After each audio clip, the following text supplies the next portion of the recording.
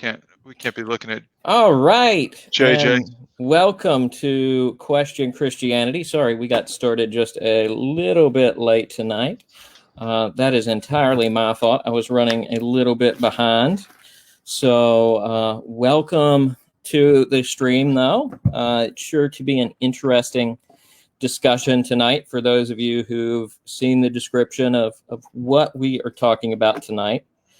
So tonight, of course, I'm Caleb Johnston. I am joined over here to my right by the one and only Charles Graves. Correct? Reasonable Faith, Roanoke. Welcome, sir. And down here, he just vanished.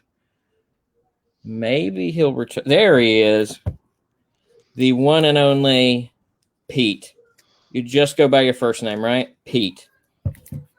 The amazing Pete. Okay.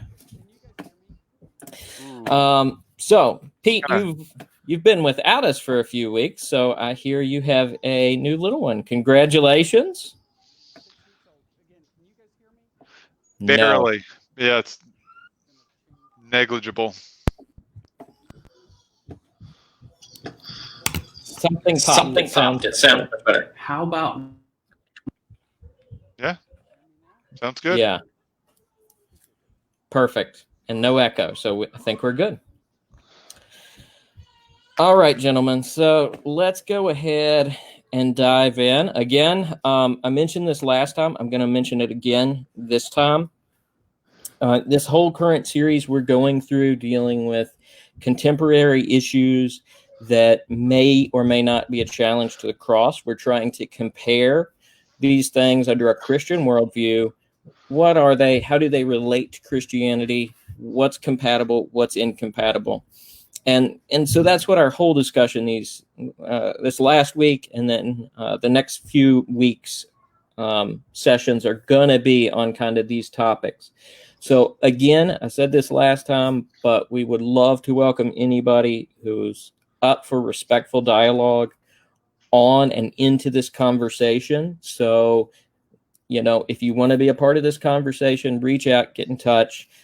We'd love to have you join in regardless of where your perspective is on a lot of these issues. In the thumbnail of the video, you can see all the stuff we're going to be talking about for the next few weeks. So if one interests you and you're like, you know what, I really need to talk to somebody about that, we'd love to have you on to discuss it. Also, if you're in the chat, this is a very interactive group, so we'd love for you to drop any questions, comments in chat. We'd love to interact with that as we kind of go through things tonight. So I think that's about it. Last week, in our discussion, we dealt with a number of issues, and really just dealt with some basic definitional issues. We discussed social justice. And then we also discussed some about equality. This week, though, we're moving on to something else, which is critical theory. This has been something that has came up a good bit recently in a number of ways, we could say. So we're going to try and really put some definitions on it as much as we can, and we're going to kind of discuss it. But again, like social justice and equality, it's one of those core issues that we really have to work on kind of defining and trying to understand a little bit before we get into some specific scenarios for it. So, we're going to talk a little bit more in the coming weeks about, the Black Lives Matter movement, both the statement and the organization. But in order to make some of those distinctions that we're going to make, we really have to look at critical theory first. What is it? And, why is it something we should be talking about? So what is it? Problem with that is there isn't one solid definition.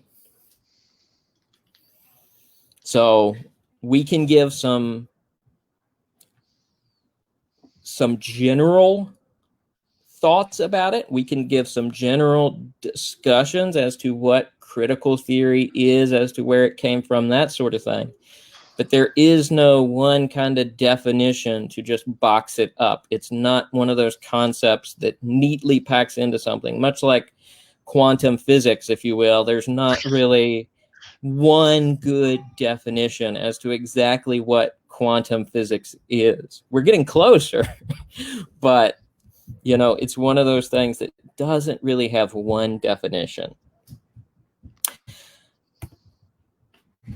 So, and guys, please feel free to jump in here. I know a lot of these slides we're going to go through tonight, Kevin actually put together. So we're going to be going through some of his material without him here. So feel free to jump in at any point. Yeah, this sounds good. I think this is it's important to understand where it originates from. Yeah, so from what I've understood in my research on the origins, a lot of the critical theory really originates with Karl Marx's economic theories in terms of how classes are the most critical aspect of economics. So you've got your ruling classes and you've got your oppressed classes. Mm-hmm. And this is kind of Karl Marx's was largely an economic-based theory. So it really dealt with how economics are handled within a society. But from there, it really kind of expanded out. So critical theory is not something that, Karl Marx just came up with. But from there, I'm trying to remember the name of the school. The Frankfurt School. That's it. The Frankfurt School is where a lot of this kind of developed post-Marx. Mm-hmm. They took his ideas, they ran with them, they sort of expanded some of these things to much broader definitions in terms of how these various oppressed and oppressed groups impacted society. Mm-hmm. So you guys dive in here. I'm sure I'm doing an awful job explaining this. Well, I don't know that there's really much to explain, except we're just kind of outlining history here. So Karl Marx came out, you're exactly right, came out with the idea of, I don't think he called it critical theory back then, but it was this theory of class distinctions, that economics was primarily defined by the oppressing and the oppressor class. I don't know if he used exactly those terms, but that was basically it. But the difference between Marx and new critical theory is Marx was merely looking at economic, and what the Frankfurt School did was say, no, it's not just economic. We have to look at class distinctions in a much broader way. And I guess where some of the complication occurs is, well, what things do you look at to determine oppressing and oppressor classes? And so then you get into things like critical race theory, critical gender theory. These are ways that are saying, primary or important distinctions as to how you define oppressing and oppressed classes is, via those distinctions. I think that's well put. And what Charles is really getting at here too is how wide this really spreads, because it's not just there is one critical theory of everything, if you will. Critical theory spreads into various areas and people look at it from different angles. So, and how this relates to a lot of what's going on, a lot of the major bestsellers on Amazon right now, the ones that are being recommended for people to read, a lot of them are heavily based in critical theory. The big book that has been a discussion point over the last couple months has been White Fragility by Robin DiAngelo. And this is a book that is rooted in critical theory. So before we can really discuss what's going on with that and how it plays out in terms of somebody's worldview, we're trying to build in some history here and really seeing how it went from an economic theory out to all these things it applies to now. And so Uh-huh. one of the other main concepts within a lot of critical theories is hegemonic power. So this is this is a power that is essentially something where a group is in control in such a way that it's a hedge around their power, if you will. That's how I think of it. Is it's unsaid things. It's um, not direct actions, but it's essentially a wall being built around their status, if you will.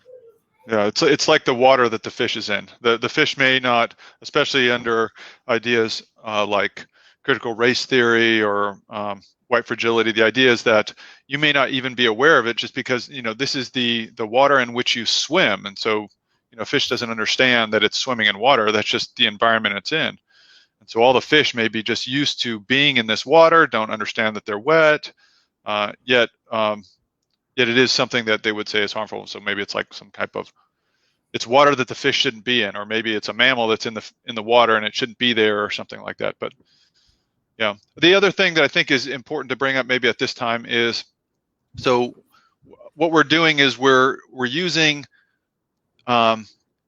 distinctions to divide people into the oppressing and oppressed classes. And probably one of the most important and perhaps even dangerous ideas of this is there is no in between for anyone. So everyone that's listening to this needs to understand that under the idea of critical theory, you are either, or in some way, an oppressor or oppressed. There's no kind of middle of the ground here. You're divided into these.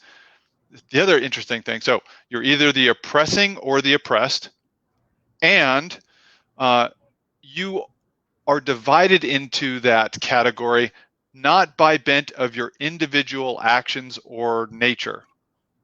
You are there by those class distinctions. So if you are white, then some would say then you're in the white side of the oppressing class, and it doesn't matter how good of a, quote, white guy you are, or how sympathetic or how unracist you may even think you are, or how unracist you think you act.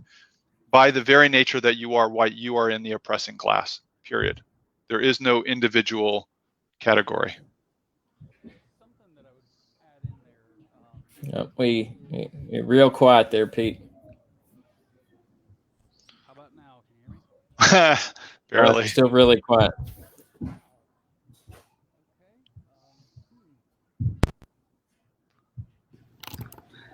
All right, let me try. Hold Okay. on. Yeah. That's good. That's it. Yes. No. No. When you were holding it, it was working there. No, you got to shorten your headphones, I think. Yeah. I'm gonna grab another set of headphones real quick then. Okay.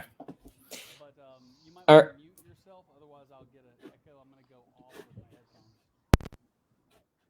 headphones. So one of the things for the church crowd in and amongst the viewers, the problem with some of this critical race theory is that you gain a whole new law that you need to obey.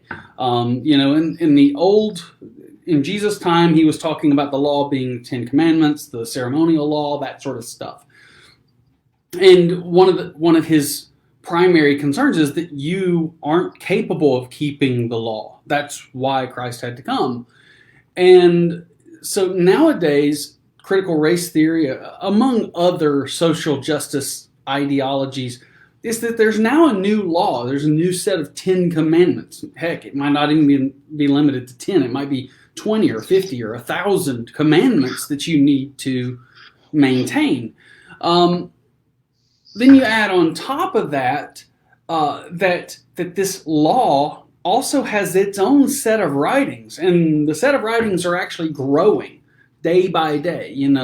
Some people might go to the old law of critical theory, being the Karl Marx stuff, but there's a lot of new stuff coming out. And if you look at it today, in 5 years, you'll have a whole new set of writings that you need to read if you're going to be a good a good woke person, a good person who is aware of their impact on others based on race or their oppressed status. And the biggest problem with this, and the reason why I bring that a lot of these issues are ultimately a gospel issue, is that we, in and of our nature, we do tend to sin against others, whether it's based on race or their sex or gender. We tend to sin against others, even when we really want to do good for them at times. And what we have to do is to bring the gospel into light in and among, again, these discussions of oppression. A person might feel oppressed, and yet I'm not oppressing them. I might oppress a person and they not feel oppressed. I mean, there are some validities that I might even give to people saying, hey, this person is oppressed by you. Well, have I been a jerk to them? I don't know. Maybe I have. It's my thoughts. And they may change in the next few weeks or days or hours. And we will certainly dive kind of more into that. Before we kind of dive into the issues and, what we can agree with, what we disagree with, want to definitely kind of look at definitions and description here first a little bit. But I do think those are important ideas that Pete brought to the table, and there's certainly things we want to keep in mind as we kind of continue down this road, because it is something that's gaining significant momentum within the culture at a lot of levels, and yet a lot of people haven't even heard of it. So with that, and to tie kind of a couple of these things back together, there's also this important of intersectionality. That's how your various relationships to oppressed and oppressor groups interact. So you may be a white female and be part of the females, which would be an oppressed group, while being white, which would be an oppressor category. So, and these things in intersectionality views, these are viewed as a complex web of interactions in terms of where you fall. So if you fall within most of the oppressor categories, you're going to have more privilege. If you fall into all the oppressor categories, you're going to be the most privileged. If you fall in all the oppressed categories, you're going to have a different on reality. And we're going to get into how this impacts the concept of truth. I think is going to be the big takeaway from tonight, is how do we determine truth? What does critical theory say about truth compared to the way we look at truth? So, no. Really? Still quiet? Barely. Goodness gracious. I may just go with my AirPods here in a second. Okay. So, as I said, opposite social groups, race, class, gender, religion, all these things fall under intersectionality. And we're going to look at a couple of videos here that really go into this. And Charles and Pete, if there's any point in these videos, I may pause at a couple spots, but if there's any points in these videos, they're pretty short, where you want to stop us and just say, hey, I got something to say here. Just raise your hand and I'll stop the video. Okay. This first one covers critical theory. This video will introduce critical theory as a research paradigm. When a critical theorist thinks about ontology, which is the nature of reality, they're looking for power relations. So for a critical theorist, reality is a product of these power relations. This necessarily has an impact on the sorts of things that they'll study. Critical theorists are almost always looking at social phenomenon. It'd be really hard for a critical theorist to study, I don't know, neutrinos in the Large Hadron Collider. But because critical theory is focused on social relations, they have what Kevin Wolbe would describe as a truncated ontology. And that's basically saying the terrain that they're interested in investigating is the social, and the social is a product of power relations. So how would critical theory think about epistemology, which is the way we know things? Knowledge is political, and it's laden with values. It's subjective, and researchers' values will frame the nature of inquiry. For this reason, critical theorists are often inquiring with a view to transform something. It's not enough just to observe, but it's also to recognize the moral obligations of a researcher to make things better. In part, this is because critical theory's great-great-grandfather was Karl Marx, who argued in his... Just wanted to stop real quick to say this really gets to kind of the core of the critical theory issues, because it is about how do you know things. The epistemology behind it is where we're going to find a lot of these pieces that, because on the surface, and we'll kind of break down some of these in a little bit, but on the surface, a Christian worldview would agree with many of the statements a critical theorist may make. But Yeah, the right. definitionally, we have some issues, and it's an issue of how you come to know things is the biggest issue here. Yeah, and I just tack onto that because we might share many of the truths or agree that many of what critical theorists say is true. Sometimes the most important things are the differences, not the similarities.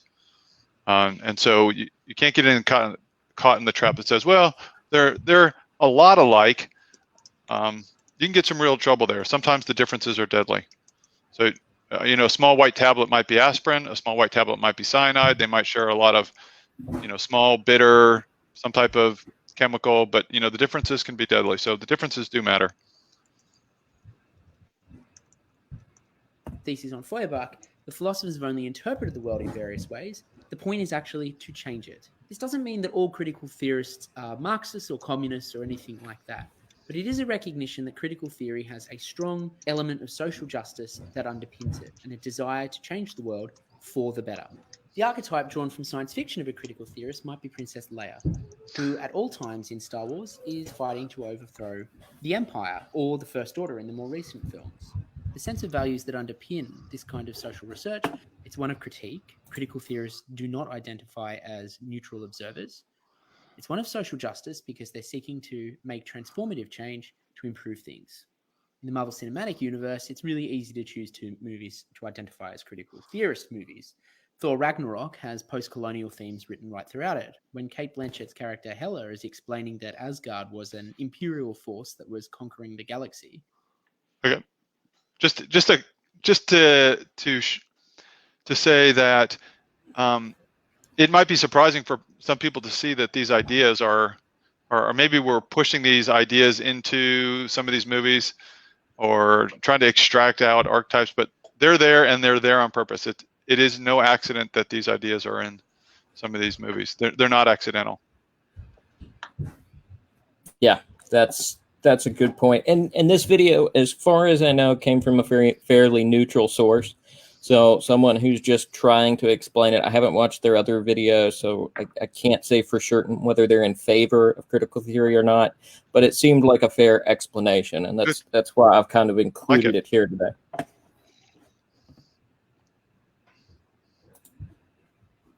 The colonialist themes are really apparent. And there's a political subtext to the film as well. Taika Waititi, the director, uses immigrant song throughout the film.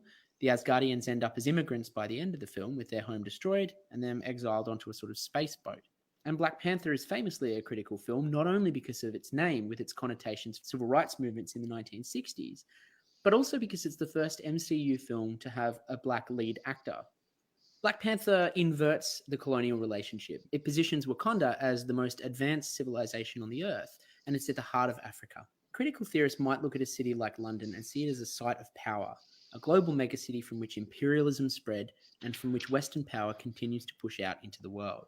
A critical theorist will see the city, but they'll also note the social relations within that city, the inequality of rich and poor within the city, differentials around voting for issues like Brexit, and they'll notice the differentials between the City of London and the rest of the world and how that power inequality plays out. They'll also have ways to transform London and its relationship with other parts of the world for the better in socially just ways. All right. Okay, so hopefully that gives people a little bit more of an idea from a neutral perspective, so you're not just hearing it from us, as to what kind of critical theory is. And as you see, the definition is kind of very loose. There's no one critical theory. It's very diverse, if you will.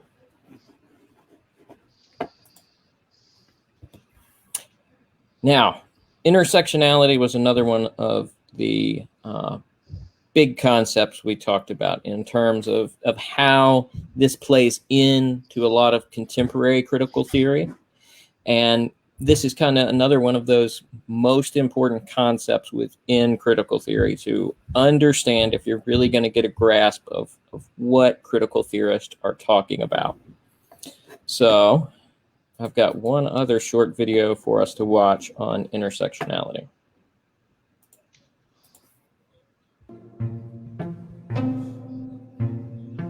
What is intersectionality? Intersectionality is a way of understanding social relations by examining intersecting forms of discrimination. This means acknowledging that social systems are complicated and that many forms of oppression, like racism, sexism, and ageism, might be present and active at the same time in a person's life.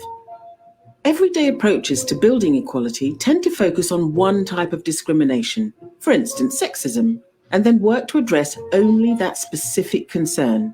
But while the career of a young, white, and able-bodied woman might improve with gender equality protections, an older, black, disabled lesbian may continue to be hampered by racism, ageism, ableism, and homophobia in the workplace.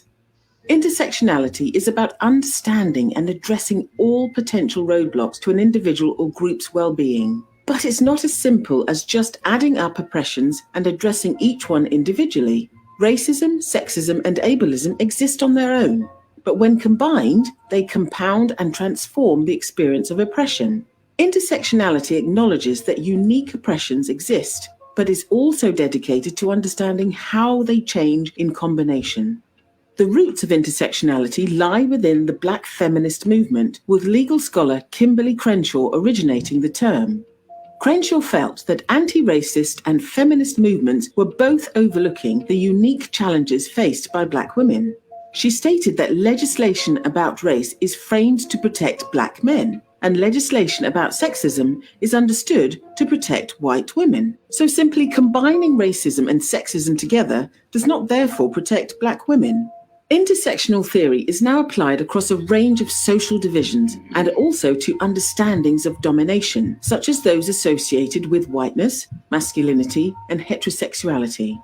Intersectionality is not only about multiple identities, and it's not a simple answer to solving problems around equality and diversity. It is, however, an essential framework as we truly engage with issues around privilege and power and work to bring them into the open. Intersectionality means listening to others, examining our own privileges, and asking questions about who may be excluded or adversely affected by our work. As importantly, it means taking measurable action to invite, include, and center the voices and work of marginalized individuals.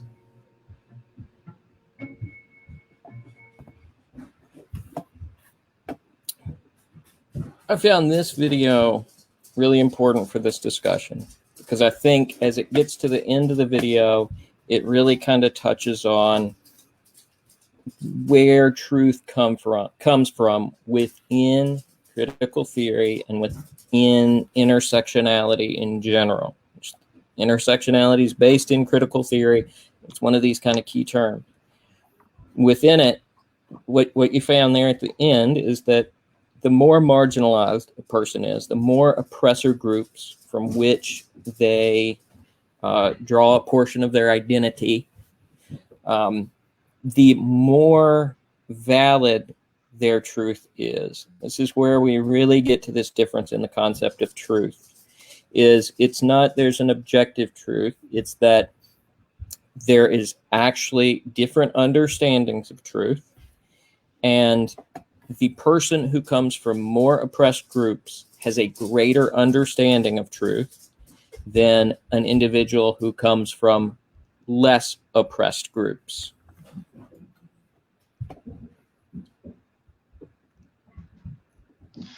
Yeah, they have the. They would say that they have the lived experience, and so they're in a better position to see truth as it really exists. So, I mean, maybe going back to the fish and water, if you're a fish and you're swimming in water, you may not even realize the water's there in this idea. But someone who maybe kind of wakes up, becomes woke, understands that they are in water because of their lived experience as an oppressed person, that trumps the kind of fish in water who may not really understand what's going on. So yeah, one of the important things is so what is the fallout from that? And I think I'm saying something that a critical theorist would agree with, and that is that the idea of free speech is actually, under this view, is not a good idea, because the society that we live in, if you like America, for example, if we live in a place like United States, where the people in power have the freedom to speak, they're just going to propagate that water, so to speak, to kind of hold the metaphor. And so you don't really want the oppressed class to speak, because they'll be speaking from a position of privilege, and in a position of power where they're just going to promote and propagate that power more. So this is really not debated. Well, one might debate whether or not one should have free speech, but a critical theorist would agree with me, not with me, agree with the idea that under critical theory, the oppressing class maybe should not have freedom of speech. It's only those that are oppressed. Right, because their truth is more real. Their knowledge of reality is more.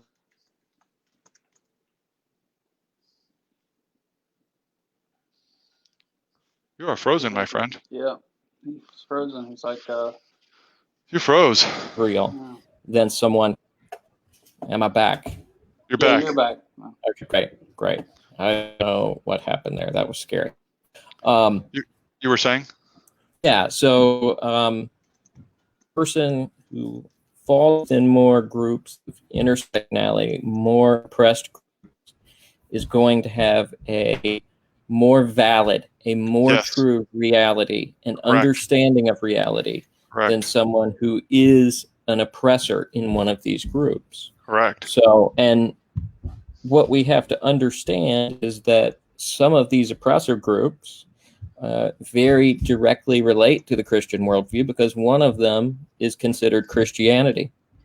Christianity is an oppressor religion compared to something that could be considered a oppressed religion like Islam, is largely believed to be the oppressed religion, at least within America. And why is that? Why is Christianity the oppressing class and Islam isn't, or Judaism isn't? Why? I personally think that a lot of this, and this is from what I've read on it, so I don't know how right I am, but a lot of it seems to tie to the idea that Christianity is tied to so many of these oppressor groups. So white Christian men are the ones who've touted Christianity within American culture.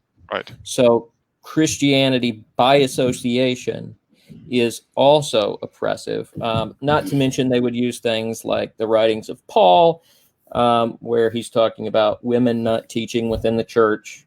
So there's some interesting theological things we could look at there with that. Yeah. But that, as well as what some would consider homophobia within Christianity, these things would be things that would make Christianity this oppressor group. Yeah, I'd say it wouldn't. You're right about the writings of Paul and some of what Christianity teaches, but I'd say the most interesting thing is that it's actually not so much what it teaches, although that certainly is a problem with those on the critical theory side. It's the fact that it's the white Christian males who founded this current social order and those that are currently in power, and so it's associated via that. So it's interesting because it has nothing to do. I don't want to say it has nothing to do. Its primary issue is not the truth of the religion; it's the power of the religion, the current power of the religion. Because remember, this is all about power. This is all about those who have it and those who don't have it. That's an important distinction. And with that, critical theory in recent days, even within this past week, one of the big things on Twitter, critical theory rise, has actually been that math is even a problem due to the fact that, again, it is associated with a white Christian rationalist worldview that came out of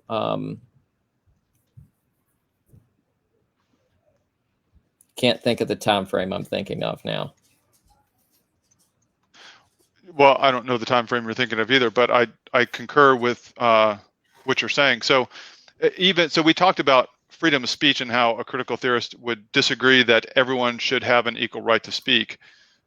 It doesn't stop there. So they would say that perhaps any and all of the freedoms that are guaranteed in the Bill of Rights are at least up for debate, if not should be done away with, because those are, remember, so we're talking about a society that exists and is in power. And so everything that is that water in which we live and move around and swim in is part of that power hierarchy. And so it should be perhaps torn down, because it's part of that hegemony that you were talking about. It's part of the things that continues to propagate this power structure. So many people, I think, well, the Bill of Rights seem pretty good.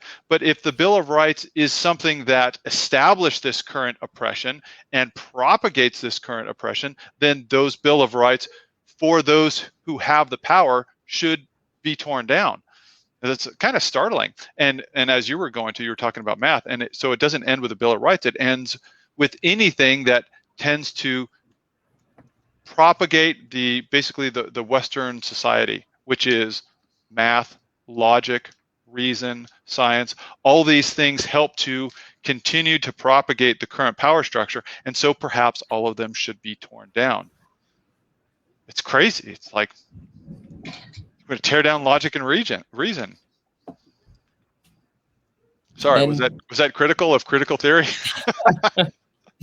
No, that really took over my point and explained it more thoroughly than I was. That was a really good way of putting it, I think. And it's one of these things within critical theory. This is certainly a consistent way of thinking about things.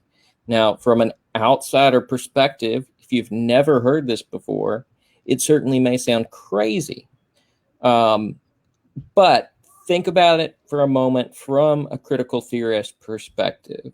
When you have systems that are built upon these oppressive groups, then what is going to make the most sense when it's oppressive things that run society? It's you tear it down, you start over by listening to those that are the most oppressed. It's You know, and one of the questions, I kind of threw it up here as a question, is this a religion? I think it's certainly something we have to consider, whether intersectionality in and of itself is a religious idea, in that it is something that is, and I think maybe the better word would be a worldview. What do you guys think? I'm just throwing that out there as kind of a question.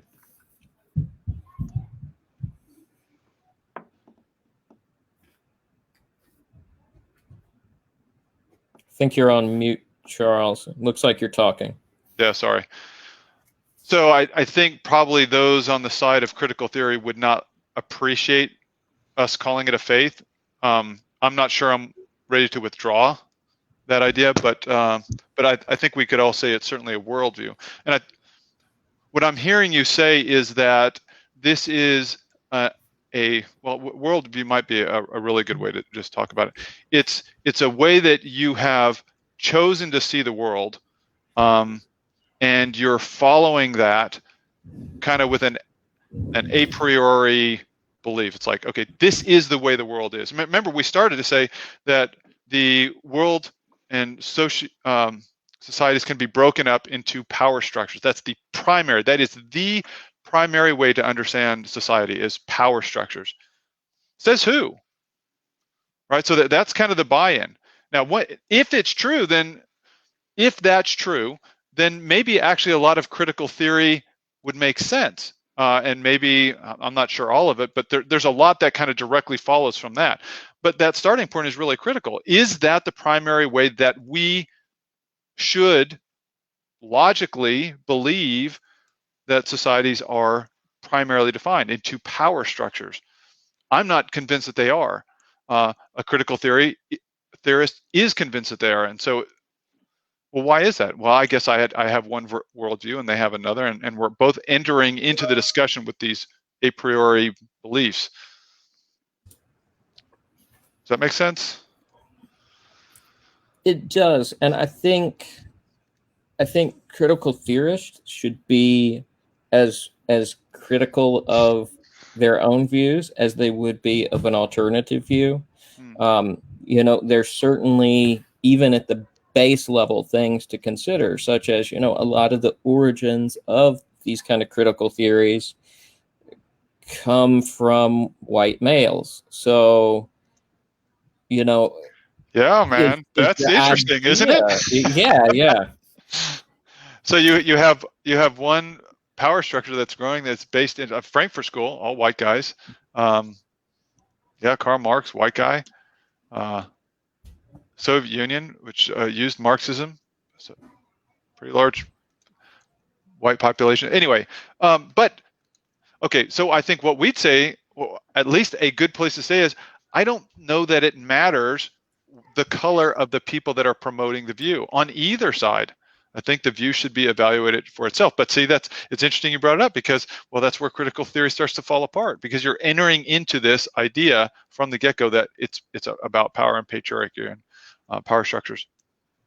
So we only got 13 minutes left. I don't want to hijack, but it would be important for me, at least somewhere in here, to maybe say what we're not saying, and say maybe where we would agree with at least some of the social realities of our culture.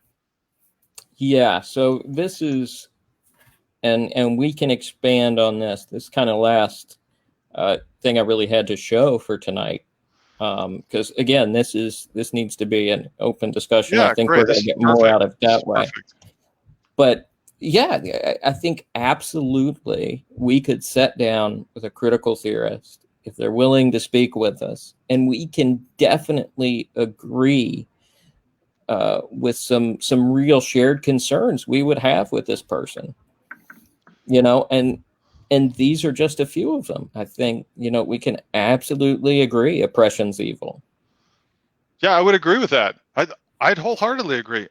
Oppressing someone, especially based on some of the intersectional markers that we talked about before, oppressing someone merely based on their oppressing someone for any reason, but maybe especially for things like race and gender. Man, that seems pretty evil to me as a pretty stout, reformed Christian man. I'd say, yeah, oppression's evil. It's bad. We should try to get rid of it. Absolutely. And I think, that has been one of the failings of public Christianity over the last couple decades is, Christians, evangelicals, we'll use that term, although we really have to break it down to definitionally on that too. But we spend a lot of time talking about issues like abortion, but have Christians spoke out as much as they could on issues of racial injustice? Because it's an evil thing. It is a sin, and it is something that is wrong. So while politics seem more concerned with issues like abortion, which, don't get me wrong, I believe that is absolutely wrong as well. Maybe Christians should have spent more time discussing issues like race relations and how we fix injustices within the justice system. Yeah. Well, yeah. Go ahead, Pete. To that end, I want to make sure that when we talk about oppression, first off, from my political leanings, I tend to look at the idea of utilizing the government as, and this is going to sound weird, to utilize the government as the enforcer of my faith stance morals is in some ways difficult and problematic. And here's why. There are places where when the government clearly doesn't see eye to eye with me in many areas. So to say, but I want to utilize the government to force you to do things in my moral framework. And again, what I'm about to say is problematic because clearly I think murder is wrong, and I want the government to penalize murder. And yes, government passing laws is in some way asserting morals and lining those up. But there are places where, and this again, this gets into a weird conversation where there's somewhat of a victimless crime. Let's just say that again, in quotes, heavy quotes, not from a biblical standpoint. It's not a victimless crime, but in some ways we might say there is a victimless crime. In that victimless crime, where the victim is only you, or might not be as easy to see, I would rather sit across the table from that person and say, look, based on my biblical understanding, these things are sin. They're wrong. And I want to work to persuade you and convince you that they're wrong. And that, by the way, just stopping doing them doesn't make you right with God. That's not the point. It's actually, again, I want to bring them to the gospel, that their sins have been not only paid for, but that God is working to actively save them from their sin and pull them out of it. But I would rather have that conversation across a coffee table or across a restaurant table with them, rather than say, no, I'm going to force you to behave like a Christian, whether you become one, whether you accept the gospel or not. I would rather not utilize the government in that fashion.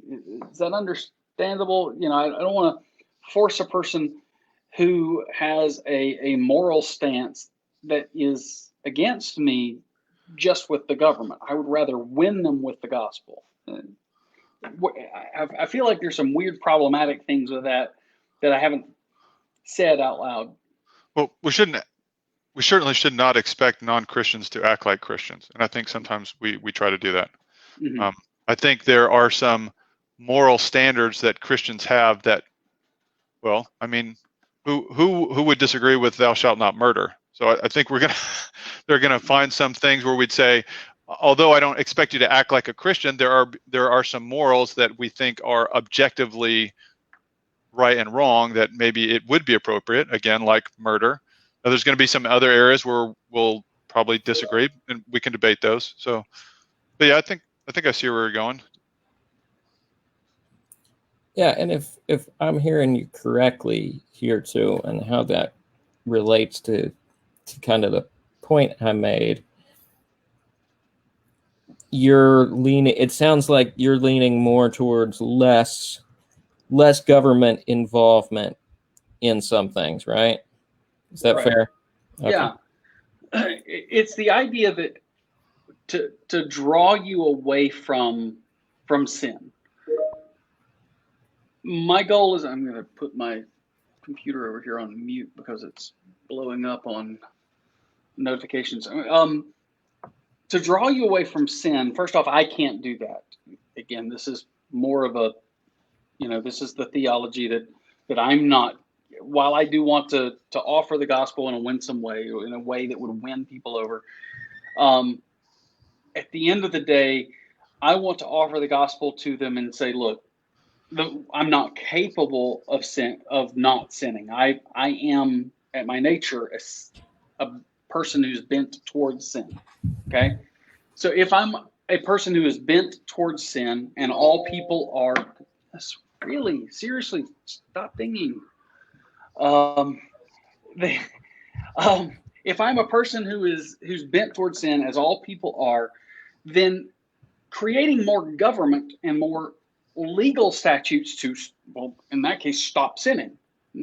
Well, you sinned this way, and you sinned it with this extra flavoring or this extra seasoning. Well, let's make that a sin too. Well, it's already a sin. The goal isn't to make murder a sin times 2. It's already a sin. Let's take the person to the gospel, which is the payment for sin. And again, I definitely want there to be a legal statute against murder or against stealing or against, things that are Ten Commandmentized.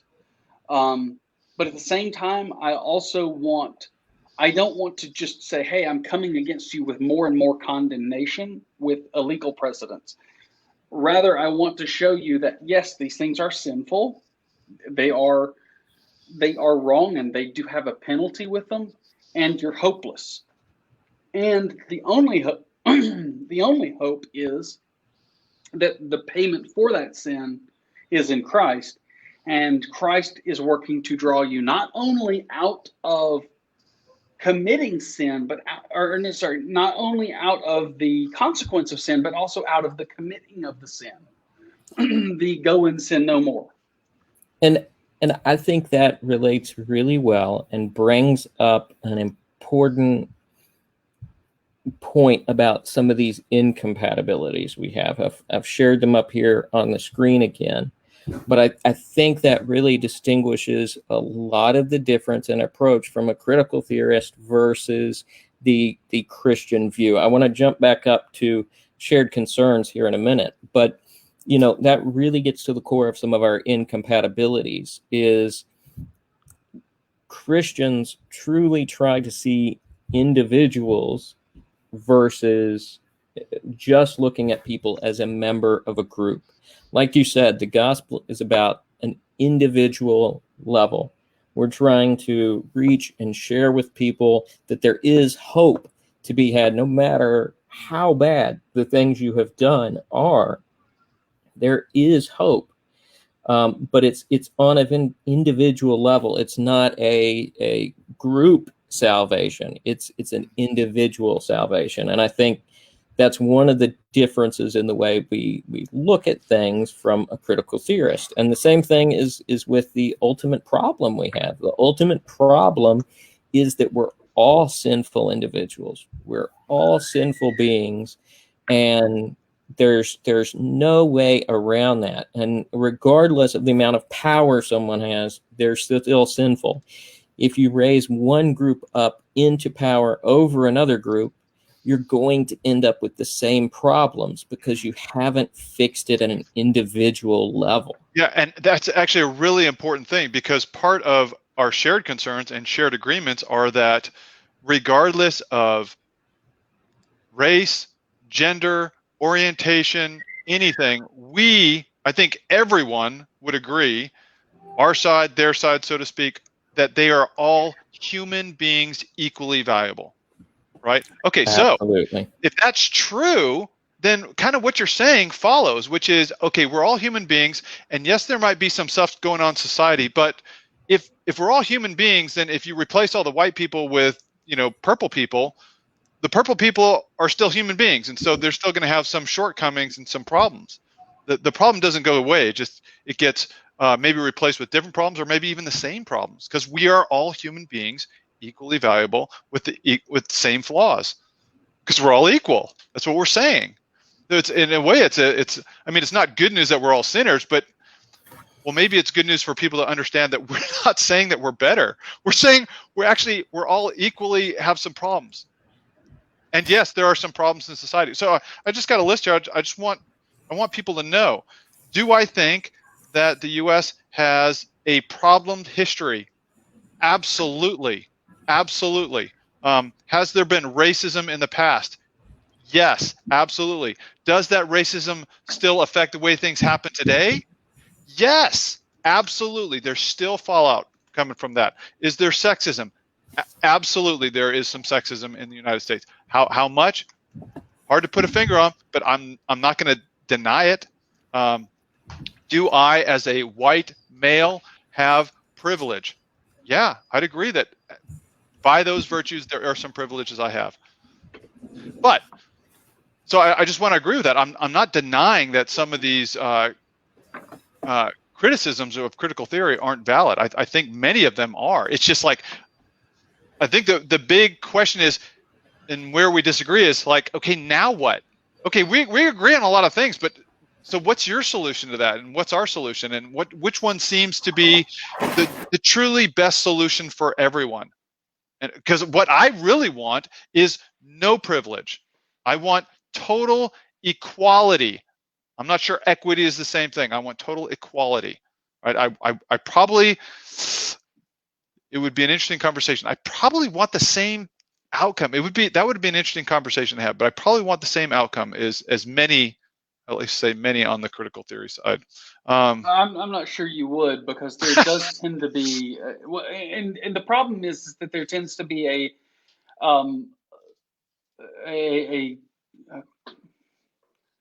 what am I trying to say? There tends to be a false equivocation of equal opportunity versus equal outcome. Yeah, I'm fully aware of that.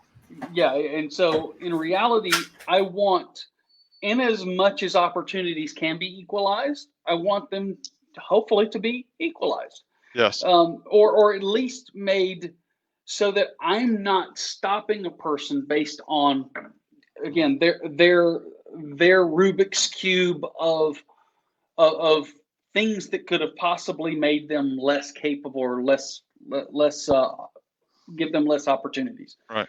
So if we look at each of us and we have a Rubik's cube of small things, and the mix of what it is that we have as our quote unquote things that would make us lack opportunity, I would want to say, you know what? I get it. I'm not going to not hire you because of your sex or your eye color, your skin color, or the texture of your hair, or the sound of your voice. Although if you talk to me on the phone, I might not like the sound of your voice.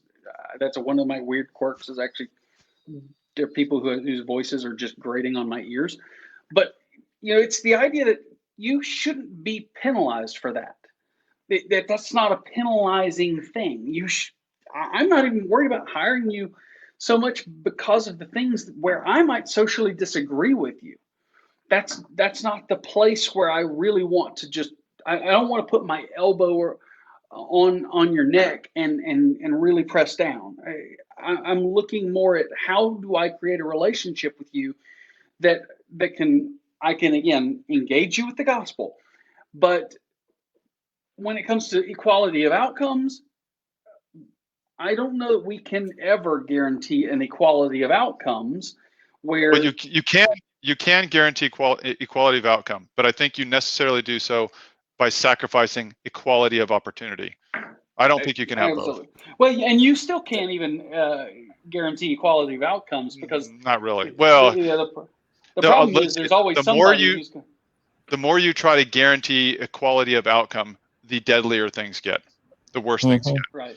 The more, if you like perfect equity of outcome is a very deadly game in the end.